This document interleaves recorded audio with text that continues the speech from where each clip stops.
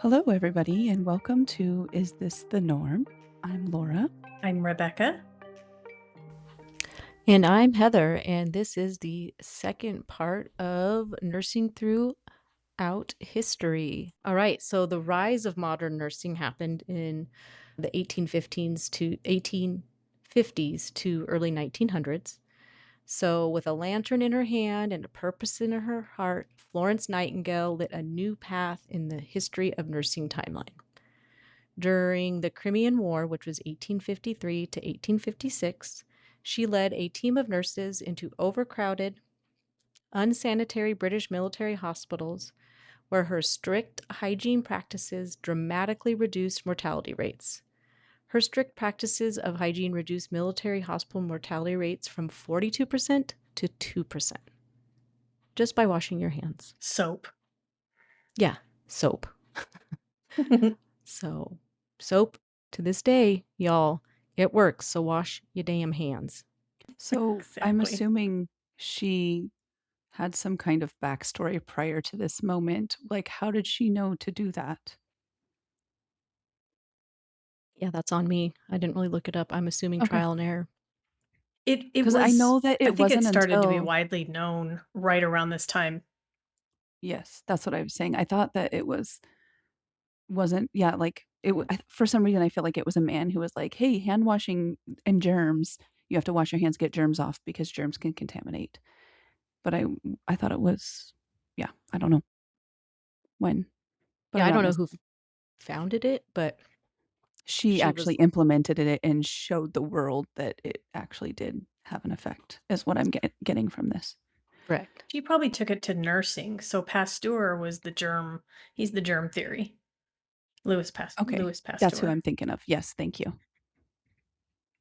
And it was Yeah, during this time. She probably just took that knowledge to nursing because it probably wasn't there. It was probably just missing from that profession, would be my I bet you're guess. right. Yeah, that's a good guess. yeah. Yeah, sorry, I didn't remember the guy's name, but I did read it in passing when I was looking up her. But yeah, she didn't, she wasn't the founder of, oh, if you wash your hands, you get rid of germs, but she obviously implemented it. So her foundational methods included regular hand washing, rigorous cleaning of environments, improving drainage, and maximizing ventilation with clean air to stop the spread of infection. So, I mean, in essence, miasma still is a problem. It's what we call, droplet form, airborne type diseases, but not everything is transmitted or caught that way. Obviously, on surfaces, not washing your hands. I mean, that's where the multi-resistant staph comes from, as we call it, MRSA. So, yeah, I mean, just basic hand washing, and it's still true to this day. I mean, that's where, wash your hands. Don't be gross. Let's see. Okay, then Nightingale in 1860, she founded the Nightingale Training School for Nurses at St. Thomas's Hospital in London. This was the first professional school for nurses in London, helping turn nursing into a skilled, respected career across the globe. Meanwhile, in the U.S., the Daughters of Charity, which we were just talking about earlier, which was active since the 17th century, expanded their efforts responding to cholera and yellow fever outbreaks between 1832 and 1834. They established hospitals, including the Sisters of Charity Hospital in Buffalo, New York. And then later in 1872, the New England Hospital for Women and Children opened the country's first formal nursing school, which was a milestone in the history of nursing education timeline that marked the beginning of professional nurse training in America. And just a year later, in 1873, Linda Richards became America's first professionally trained nurse, which I didn't know that. Richards didn't stop there. She played a key role in launching nursing education programs in the US and Japan and helped develop medical record systems that became models for hospitals worldwide. So I thought that was really cool that I didn't know that medical records were being, stored and systemized as early as the late 1800s. Other key contributors, oh my God, I can't talk today. Key contributors of the time included Mary Seacole, a British Jamaican nurse who independently cared for soldiers during the Crimean War, and then Dorothea Dix, who advanced for better care of the mentally ill and organized nursing services during the American Civil War. Another major figure of this era was Clara Barton, a humanitarian and educator who founded the American Red Cross in 1881. So, yeah, I like to mention all these women. Again, Women's History Month. They were a big push for nursing and getting the help that everybody needed. During the U.S. Civil War, which was 1861 to 1865, nursing evolved from a largely male dominated task into a vital professional field driven by women, volunteers, and contract workers. Thousands of women, including Clara Barton and Dorothea Dix, served in hospitals, on ships, and near battlefields, providing medical care and emotional comfort. These nurses managed supplies, fed and clothed soldiers, and performed on the job training in sanitation and wound care, fundamentally setting the stage for modern nursing. By the end of the 19th century, nurses had grown into a respected profession, grounded in formal training, ethics, and public health service. And then the American Nurses Association was founded in 1896. I didn't know it was that old. And then the International Council of Nurses, which is known as ICN, was founded in 1899, and it marked a global step forward, connecting nurses across the world and setting the stage for their growing influence in the decades to follow. And during this time, Modern Nursing Facts is Nightingale. She published Notes on Nursing, which is a foundational text that outlined essential principles of care, cleanliness, and patient observation. And those principles are still an influence in nursing practice today. And I can vouch for that. I mean, I went to school for nursing in the early 2000s, but there was a lot of Nightingale foundational terms that we were taught. And then at the Geneva Convention in 1863, they established the International Committee of the Red Cross, with nurses playing the central role in humanitarian aid and wartime medical care. So, I mean, I just really didn't know how much nursing played in each role of these establishments, but now you're really understanding that it was these women and these nurses that were the foundation in connecting countries as far as the Red Cross goes and getting hospitals going. And I kind of feel like we don't really learn that a lot about women and what their role was in medical care and really establishing that foundation and having somewhere for sick people to go and get care. In 1893, Lillian Wald founded the Henry Street Settlement in New York City, providing care for underserved population and laying the foundation for community-based nursing. And then in 1879, Mary Eliza Mahoney became the first African-American licensed nurse in the U.S., breaking racial barriers and advancing diversity in the profession. Just gives me like chills, it, that it took that long, but I'm glad it happened. Yeah, it's always so disappointing sometimes when you hear like the first woman or, minority that it wasn't that long ago. It's like, oh, geez, that took that long, huh? Mm-hmm. Yeah, yeah, but I just wanted to make a point that it's that it took that long. I mean, I know it's 1879, but I still feel like in the U.S. we had multiple races for a long time, and it took that long. Nursing in the 20th century, which is 1900s to 1990s, everything progresses. There was a major leap in 1903 when North Carolina passed its first nurse registration law.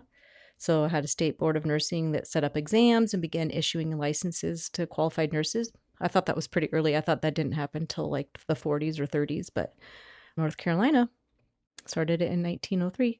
That same year, New Jersey, New York, and Virginia followed its lead. And then over the next few decades, licensing spread across the country. By the 1970s, every state required nurses, both registered and practical, to be licensed before they could work. During World War I and World War II, that's when nursing really took a big leap forward. Thousands upon thousands of nurses served in the military, in field and out of the field, and on the front lines, were vital. This period also highlighted the contributions of African American nurses, such as Ada Bell Toms, who advocated for the inclusion of Black nurses in the U.S. Army Nurse Corps. At the same time, voluntary aid detachments, which are called VADs or VADs, volunteers who undergo short-term training for nursing began to form, helping expand the nursing workforce. So because, when you're at war, there's just no time for you to go through a nursing program. So they kind of did a condensed version. I think it's called medics. I don't know if they still have this VADS or VAD.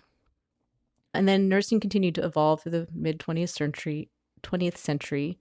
In 1947, the National League for Nursing Education pushed to integrate nursing into higher education systems, leading to the launch of the bachelor's degree programs. And also, that was kind of a skipping forward, there was a kind of a problem that happened with this bachelor's degree requirement, or not, I'm sorry.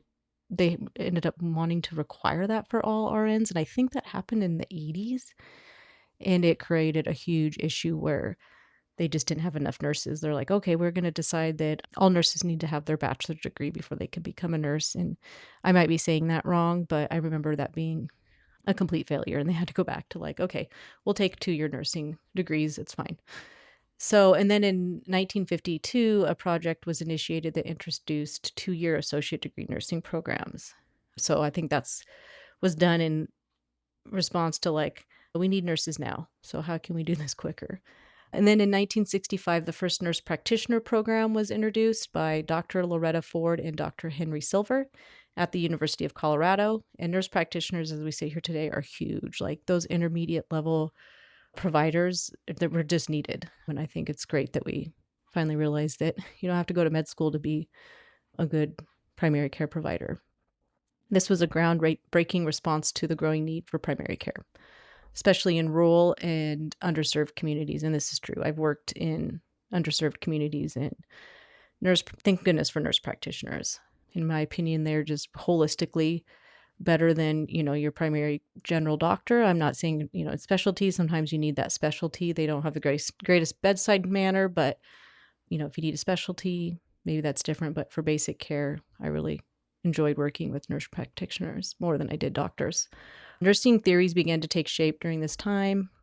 Virginia Henderson, often referred to as the first lady of nursing, shifted nursing from a task-oriented profession to one centered on comprehensive patient well-being, and that's how I was taught. It's not just like, how do you do this task and you do it? You have to see the patient as a whole.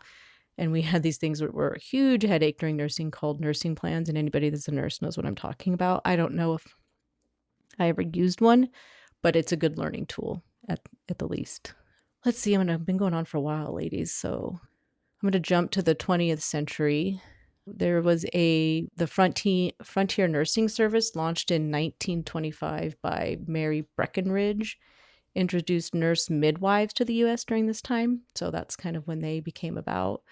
I always wondered that. But in the U.S., I would say midwives, because if you look throughout time and other readings, midwives have been around for thousands of years. So this is more specific to the U.S. when midwives were coming about.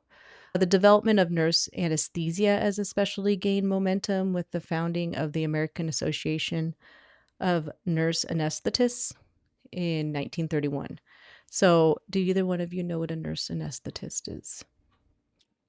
I'm just guessing it's the nurse that knocks you out so they can cut you open. Yes. Yeah, that's correct. So, it's like an anesthesiologist, but a nurse. Like here locally, we have a nurse anesthetist program. And I've worked with nurse anesthetists before because I used to be a nurse manager at a dental surgical center. And I think we had 2 or 3 of them. So, yeah, they can give anesthesia. And then for a while, they couldn't do it without a doctor. That was my next question. Like, do they have to have an MD there when they're out of a hospital? Like, if they're in the hospital, there's going to be an MD Mhm. there, but like outside of a hospital. I think it depends on which state you're in. I know in Washington, they could now practice independent. They don't need the doctor there. So I think it would probably vary from state to state, kind of like how hygiene does for you on what you can and cannot do depending on which state you work in. So Yep, that's it my varies. best guess. But yeah, I know in Washington, yeah, they don't have to have, they did, but now they don't. So the idea Yeah, of I thought clinical, that when you were nursing at the dental office, they had to have one then, right? I don't remember. I think so. Because I thought like there had to be, Yeah, I think you're right. And I think yeah, during that time at some point it changed. And I just okay. don't remember when. So that's a whole nother story. And I won't get into that. Anyways, let's see if there's anything I can kind of skip forward to nursing 2000s to today. As the world entered the 21st century, the history of nursing timeline entered a new phase, expanding in scope, complexity, and influences. New technology and healthcare demands changed, the training changed. Today, you'll find nurses specializing in fields like coding, informatics, and interventional radiology, all thanks to the latest medical advancements. The early 2000s saw a major shift in how nurses interacted with patients and managed care. And I noticed that, I remember that specifically, like when I was going to nursing school, they had implemented like a whole new program on how they were going to teach us. And I think it was based on this new managed care approach. So I didn't know any better. So I was like, go along to get along. During this early 2000s, this was electronic healthcare records was introduced into many hospitals following the 2009 Health Information Technology for Economic and Clinical Health, which otherwise known as the HITECH Act, revolutionized patient documentation and interdisciplinary communication. Well, let me tell you about this. Okay. It sounds all great in theory, but it was a damn nightmare. Okay. So to get this integrated into hospitals, I can't tell you how many systems I've had to work with. And anyways, neither here nor there. There was like this point of working as a nurse where I'm like half writing stuff, half of it's in the computer system. I remember the first program I used was, Rebecca, you're my IT person. It was like a DOS almost, where it has the black background and green writing, and it's all keystroke stuff. Yeah. I had to learn how to do that. And so I just remember thinking, so this is like 2005, like, this is what I'm using? Keystroke stuff? This is not advanced at all. So anyways, neither here nor there. That was what the advancement looked like. So I think that high tech likes to talk about how great it was, but theory versus actual practicing it were two different things. Okay. And then during this time also, I didn't have the pleasure of this. It like happened right when I got out of nursing school, but I got to go back to the nursing school I went to, and they had these things called Sims. Are you guys familiar with what those are? No.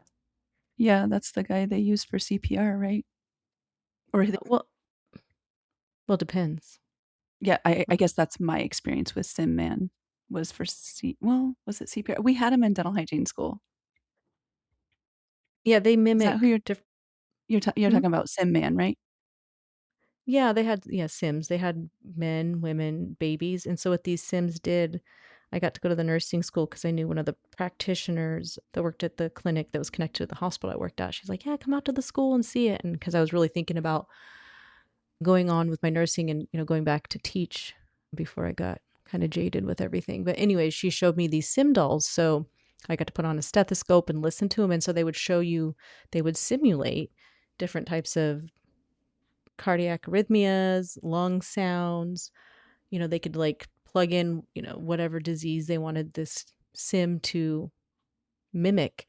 And then the nurse would have to assess them and say, "Oh, I think this is what's going on. This is, crackles in the lungs. I'm going to let the doctor know." I mean, we can never diagnose. You have nursing diagnoses, but you never diagnose somebody with pneumonia. You don't have that right to do it. But, when you hear certain sounds, you tell the doctor, who then listens and then, does other diagnostic tests to confirm that, yeah, they have pneumonia, or yeah, they have a urine infection, whatever the case may be.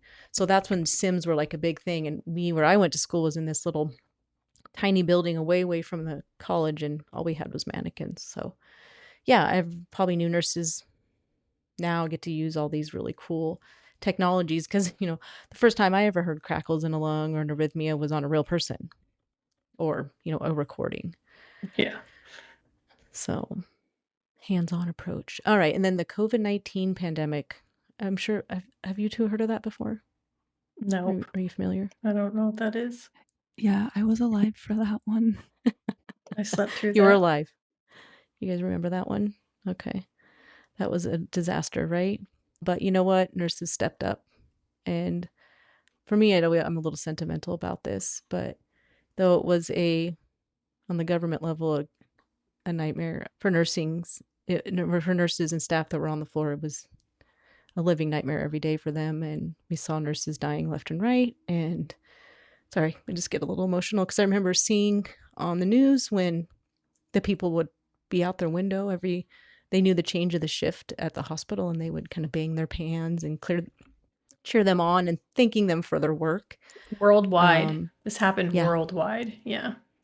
yeah. I just remember seeing it like in New York because New York just got hit so hard, and seeing that, and I couldn't watch the news because it would upset me to see, what was happening to our population, even though some people poo-pooed it. I saw it happen. I saw very healthy people die. And during this time, I still had my nursing license and would fill in for nurses at a rural hospital. And luckily, we didn't have a lot of patients with having this, but the ones we did, some of them were pretty healthy and, you know, did pass away. So, yeah, a lot of nurses died during this time, young, healthy nurses. There's this documentary out there. It's called Nurse Unseen, and it's specifically about Filipino nurses. And because there's this comedian, his name's Joe Coy, and he talks, he has bits about his mom who's Filipino. And when he would say he was going to be a comedian, she's like, "Why don't you do something and be a nurse?" Because in the Filipino culture, being a nurse is huge. It's very commendable type of profession to be in. So there is a lot of Filipino nurses in the U.S. And so this documentary really My goes into neighbor that is a culture. Filipino nurse. What's that? My neighbor is a Filipino nurse. Yeah. She works the overnight shift. And I don't have favorites on my street, but if I were to pick a favorite, they'd be my favorite neighbors. And I love Filipino food. You Oh my better hope God. your other neighbors are not listening right now, Laura. That's why I whispered it. Because It may have something to do with them bringing me, like, I don't know what they're called. They're like little Filipino pot sticker things. They're like Yeah, little they would be my bites of favorite heaven on too. earth. Yeah, they would Love be my them. favorite neighbors too. I love the glass noodles. That's what I call them. They're so good. I worked with a nurse that was Filipino, and I was like, "Are you gonna bring?" She'd bring it in, and their little egg rolls. I know I don't remember what they're called, but they're like the Well, Filipino they're egg like roll. dumplings. They're slimy, like a dumpling Hmm. kind of, and you dip it in like a kind of a soy sauce type thing. Oh gosh, they're so good. You can't eat just one. You just No, can't. no, they bring us an entire pan, and me and Ryan eat half the pan each. It's disgusting. You can just tell your girls you wouldn't like it. Yeah, just send the girls away. It's gross. Just eat them all. It's so gross.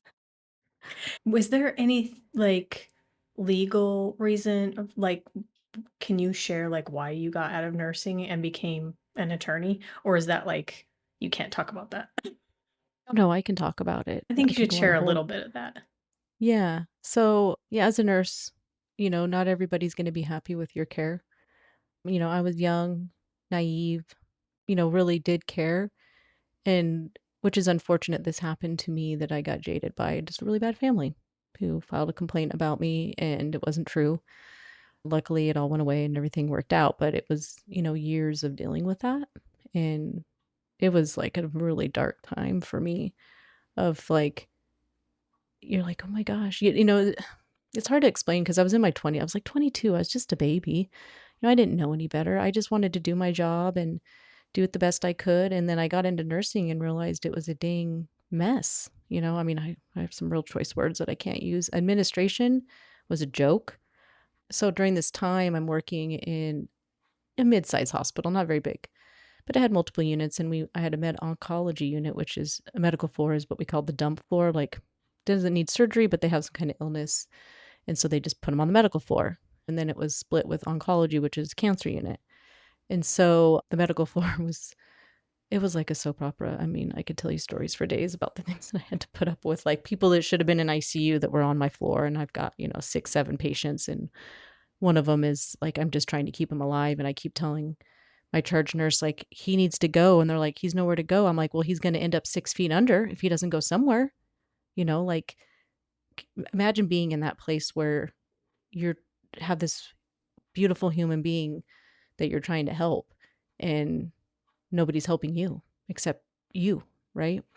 And it was things like that that would happen that was just it's still happening today. I can guarantee you that every nurse that's listening to me is probably shaking her head being like, yep, been there, done that. And so I got into oncology, which I did love at first. It was super intense. I remember a story where I had a Hispanic mother, and she had twin girls. They were maybe 2 or 3, and she was going to die of stomach cancer.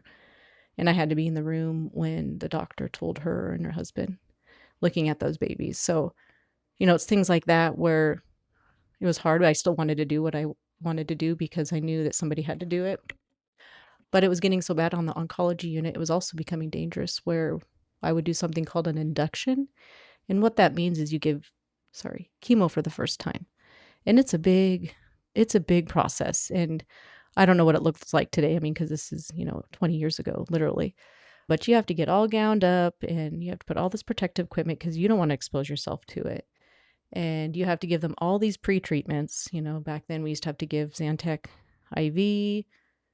Not Zantac, I'm sorry. What is it? The one that I'm allergic to. Oh, I'm so sorry. It's an antiemetic.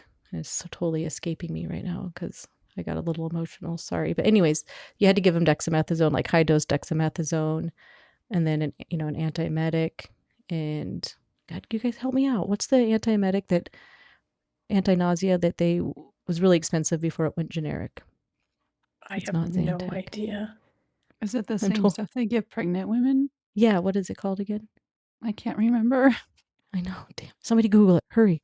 Anyways, sorry. And at that time, it was only used for cancer patients or people that were highly sick. So this stuff was expensive. It was still, non-generic, trade name only, and could only give it IV. And I think I had to mix it and have a special filter if I remember Is it right. And now it's, Zofran? thank Zofran? you. I knew it Okay. was a Z. Yeah, so So Zofran, which is now, very available, but at the time it was not. It was like very expensive. So we have this whole ordeal where you have to, when you do these inductions, it's like you would only have 2 patients, and your other patient that day was easy to take care of because pretty much for 12 hours straight, you're watching this person like a hawk because you're like, when you induce them, you don't know how they're going to react to the very chemical, highly deadly agent. I mean, you're pretty much killing a person to bring them back to life, right? Killing everything in their body. Right.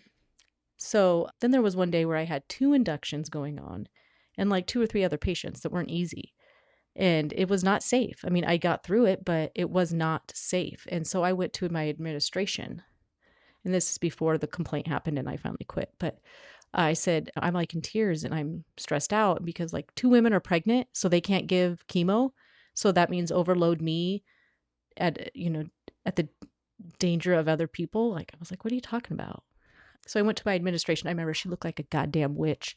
I don't care. Hope you remember who you were. You were a terrible person. She had a big old mole on her nose. Like, she literally looked like a witch. And so I go to her and I'm like, hey, this is what's going on. I don't feel safe. And she literally looked at me and goes, well, what do you want me to do? And I was like, you have my 2 weeks. And I walked out.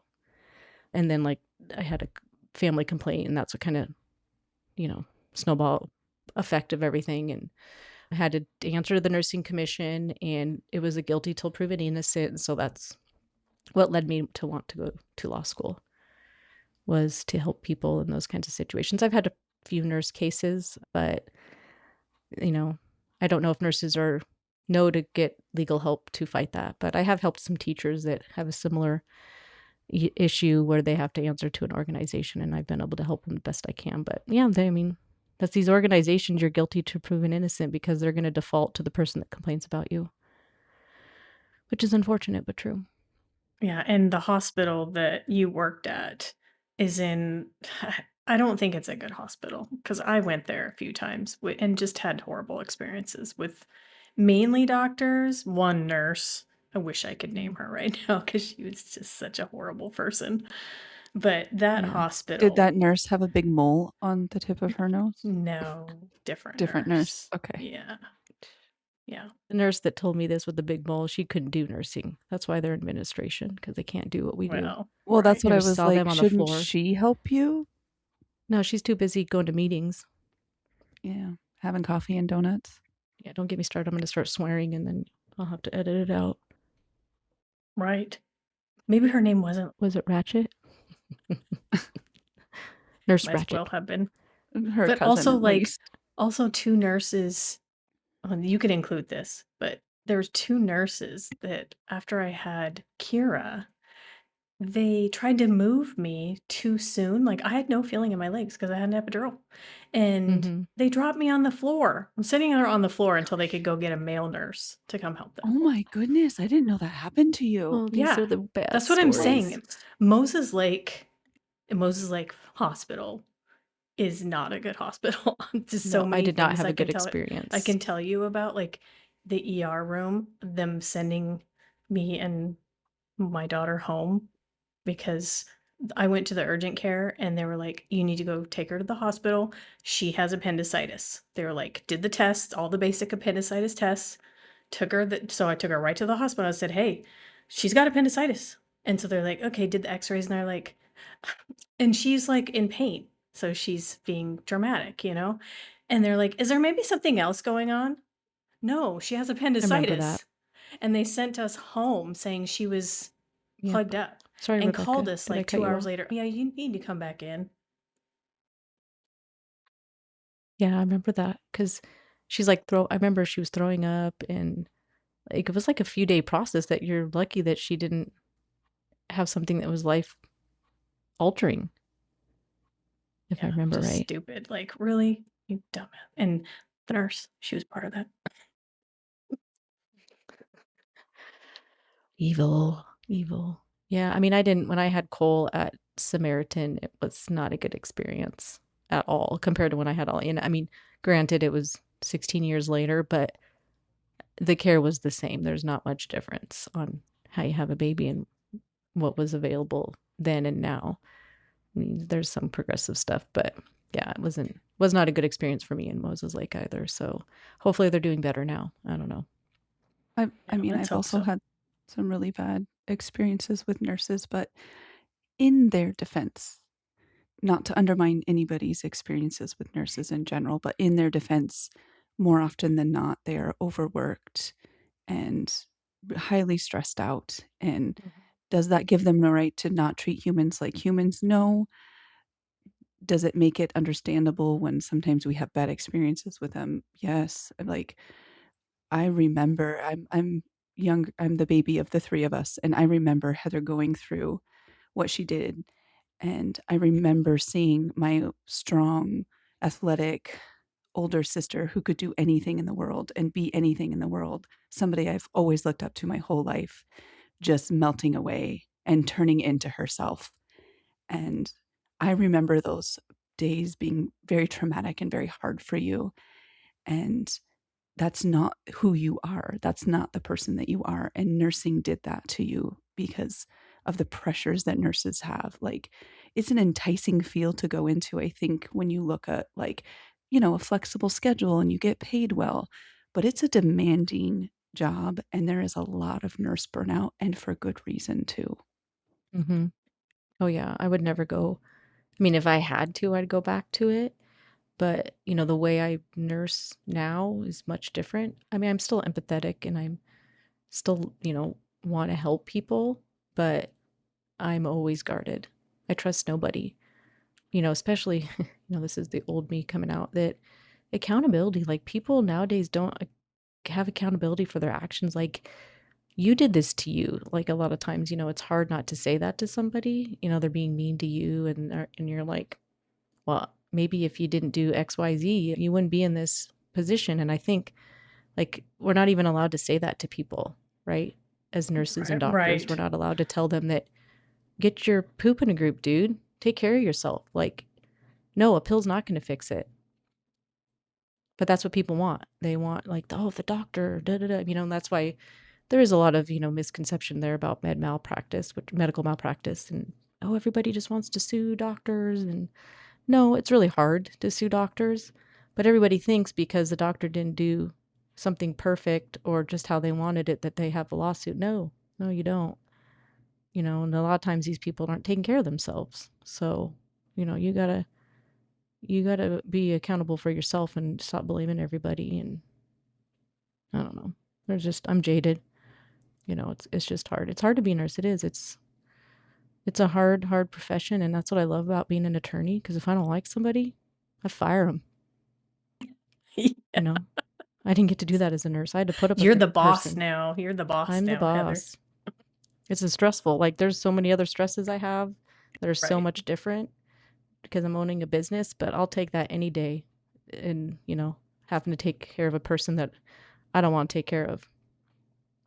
Yeah, an So, attorney is certainly a better fit for you. I think you're more of a leader than, like a nurse kinda just goes through the motions and does what they're told or they're supposed to do mhm. that, and that's not your personality.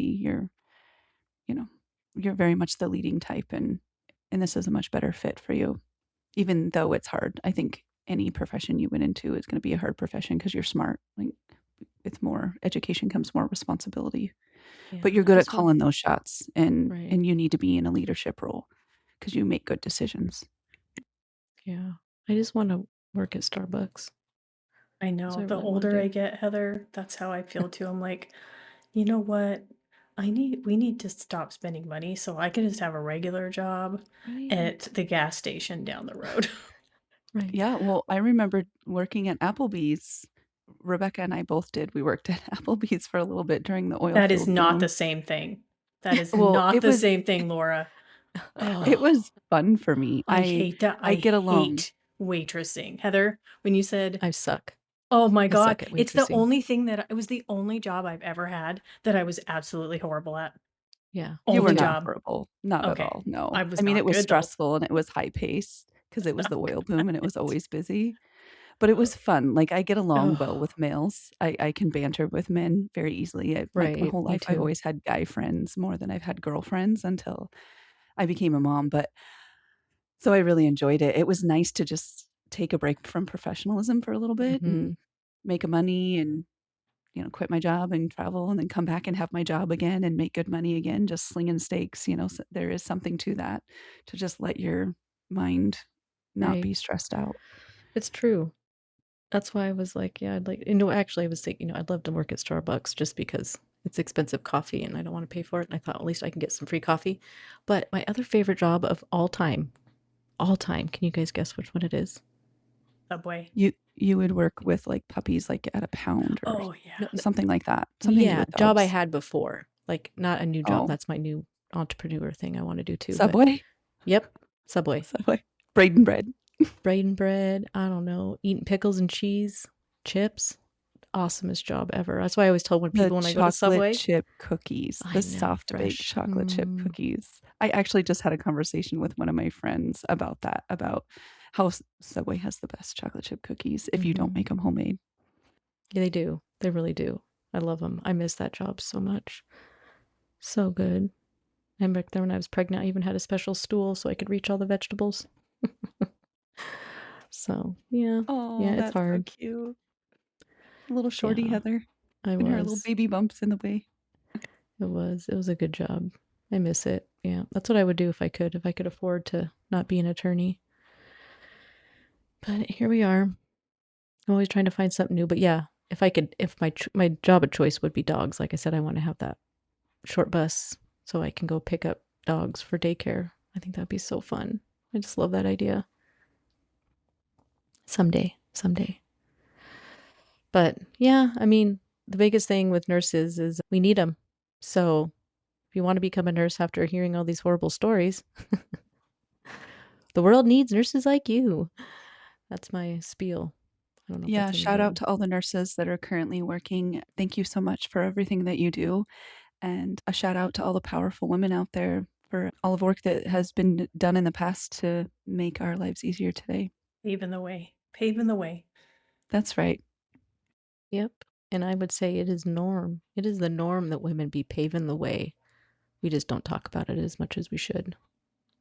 Agreed. Thank you, Agreed. Heather. Yeah, thank Yeah, you. thanks, Heather. That's a good episode. Yeah. All right. See you later.